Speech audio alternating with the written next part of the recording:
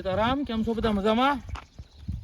હવે ભાઈ આપણે તમને બતાવવાનું છે આપણી વાડીમાં ભાઈ તમને નાનું હતું ત્યારે સીતાફળ બતાવ્યું હતું. હવે સીતાફળ ભાઈ પાકવા આવી ગયું છે અને જોવા એની સાઈઝ આ લગભગ 400 ગ્રામનું હશે. એટલે આ સીતાફળ પછી આ સીતાફળ જોવા એટલે આવા 8 સીતાફળ છે અને ભાઈ આ પહેલો ફાલ છે. અને આમાં કોઈ પણ જાતની આપણે જે ધરતી માતા અને પાણી અને આ ફળનો છોડ આ જ રીતે ફળ તૈયાર થયા છે.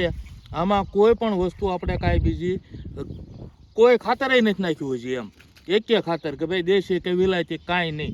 જે આ જંગલમાં કેમ થાય એની ઘોડે અને આપણે ભાઈ જોવાનું હોય કે ભાઈ આ રીતનું શું રિઝલ્ટ આવે છે. જો આ રીતનું આ રિઝલ્ટ આવ્યું, આ તમને બતાવ્યું કે ભાઈ આમાં આવડા ફળ થયા અને આ રીતના ફળ છે. અને ભાઈ અત્યારે હાલમાં નવરાત્રિ ઉપર નવરાત્રિ જઈને દિવાળી એ ગાળે સીતાફળ પાકેલા આવવા મળે. પણ આમાં પહેલો ફાલ છે એટલે જો અત્યારે હવે દિવાળી વગી આપણે દિવાળી ઉપર ઘણું થઈ ગયું તો હવે આ 2 દિવસમાં પાકી જાય, કારણ કે અત્યારે આની આંખું ખુલી ગઈ છે.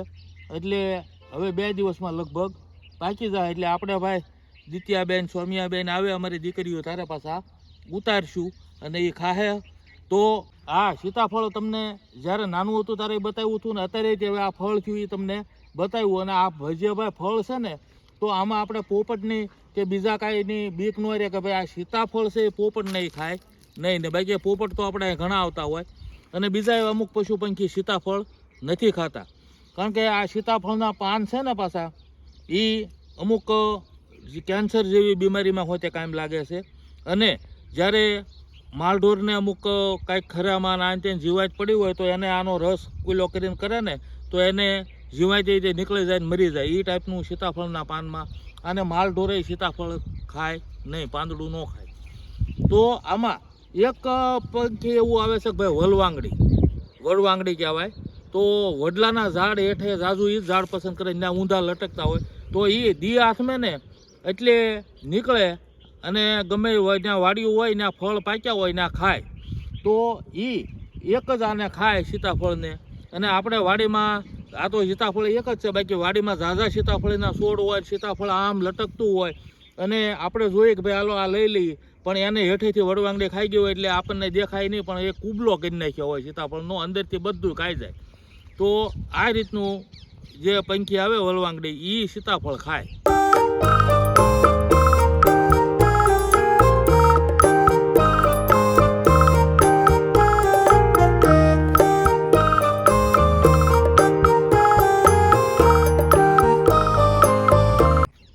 અને ભાઈ હવે આપણે આ જ્યારે બતાવ્યું આની બાજુમાં જમરૂખ છે, જમરૂખ આપણે કટિંગ કરી નાખી હતી અને કટિંગ કર્યા પછી હવે કેવી કોળી ગઈ છે તો એ બતાવવું. તો બાજુમાં જ છે જમરૂખ એટલે એ જોઈ લો આપણે. હારો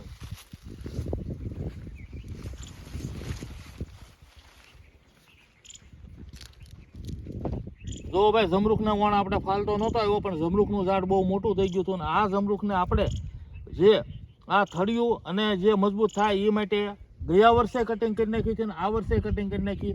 એટલે આની કેટલી ફૂટ બેસી ગઈ છે જો આ છે ને બધી ફૂટ નવી આવેલી છે. એટલે જેથી કરીને આનું થડ મજબૂત થાય, ડાળિયું પાતળી હોય એટલે વાઝડ પવનમાં જમરૂખને કાંઈ નુકસાન ન થાય. અને જેટલી ડાળિયું વધારે તો એ પ્રમાણે ફાલ સારો આવે. એટલે આ ટાઈપનું આપણે કટિંગ કર્યું હતું ને આ તમને બતાવ્યું કે જો કેવી કોળી ગઈ છે હવે. એટલે આ ટાઈપનું થાય આમાં. આપણે આ વાવ્યા પછી 2 ફેરી કટિંગ કરવાનું એટલે હજી ફાલ આવ્યો નથી. પણ ફાલ નાનેથી આવી જાય એવા છોડવાય આપણે છે અને એવાય આપણે વાવેલા છે.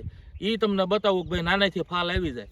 પણ 1 કે 2 કે 5 જમરૂખ આવતા હોય અને આમાં જ્યારે હવે આવે ત્યારે ભાઈ તગારું જમરૂખ એક હારે ઉતરે, એવો ફાલ એક હારે પકડે અને એ રીતનું થાય. હવે અહીંયા જમરૂખ આપણે નાના છે એ તમને બતાવું.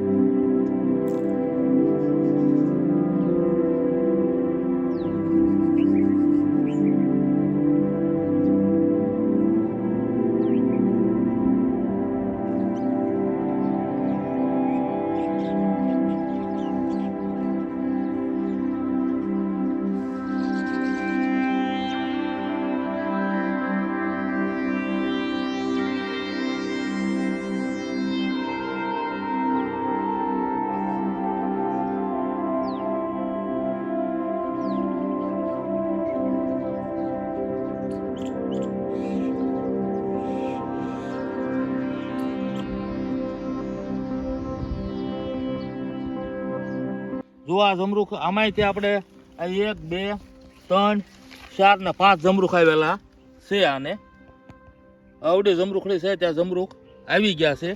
5 જમરૂખ આવ્યા છે. પણ આનો ફાલ ઝાઝો ન આવે, કારણ કે ઝાડ જે હોય એ પ્રમાણે ફાલ આવે. એટલે ભાઈ અત્યારે બધી જાતના રોપા મળે ને બધી જાતનું હોય, પણ આપણે અલગ અલગ રોપા એ હાટું રોપ્યા છે કે કયા રોપામાં કેવું રિઝલ્ટ મળે અને આપણી જમીનમાં એ રોપો કઈ રીતનો થાય અને કેવા ફળ આવે અને કઈ રીતનું, તો આપણે આ રીતનું જોઈએ છીએ. એટલે અલગ અલગ વેરાયટીના બધા રોપા આપણે રોપ્યા છે. અને કલમ હોય કે પછી છોડ હોય કે અલગ અલગમાં બધી આપણને ખ્યાલ આવે. અને આપણે મેન હેતુ તો એ છે કે ભાઈ આપણી વાડીમાં પશુ પંખી ખાવા જોવે.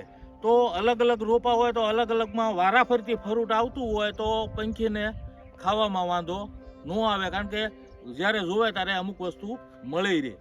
એટલે આ ટાઈપની આપણી કોશિશ છે. અને બાકી જો દાડમ નહીં તે આપણે કટિંગ કર્યા પછી કેવો ફાલ આવી ગયો છે. આ બધા ફૂલ કેટલા ખીલ્યા છે જુઓ. તો હવે આમાં ઘણા દાડમ બે છે.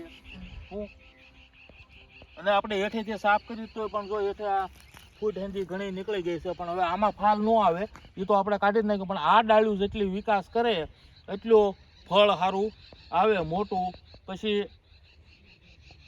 લાઇટમાં ફળ થાય અને ફાયદા આ ડાળ્યું મોટી થાય તો જ થાય આપણને.